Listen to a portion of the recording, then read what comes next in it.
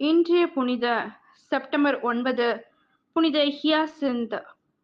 இவர் போலந்து நாட்டைச் சார்ந்த ஒரு செல்வச் செழிப்பான குடும்பத்தில் பிறந்தவர். தனது பள்ளிக் கல்வியை கிராக்கோ என்ற இடத்திலிருந்து தனது மாமாவின் வீட்டில் தங்கிப் படித்த இவர் 1220ஆம் ஆண்டு ரோமை நகருக்கு சென்றார். அப்பொழுதுதான் இவர் புனித டொமினிக்கை சந்தித்தார். அவர் இவரை தனது சபையில் சேர்த்துக்கொண்டு இவரை தன் சொந்த நாட்டிற்கே அனுப்பி வைத்து நற்செய்தி அறிவிக்கச் செய்தார். இதன் பிறகு இவர் போலந்து நாட்டிற்கு வந்து நற்செய்தி அறிவிக்கத் தொடங்கினார்.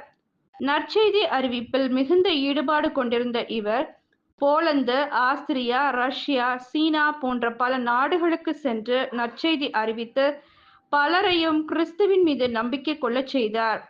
நற்கருணை ஆண்டவரிடமும் புனித கன்னிமரியாவிடமும் தனிப்பட்ட அன்பு கொண்டிருந்த இவர் இவருடைய துணையால் பல ஆபத்துகளிலிருந்தும் தன்னை காத்து கொண்டார்.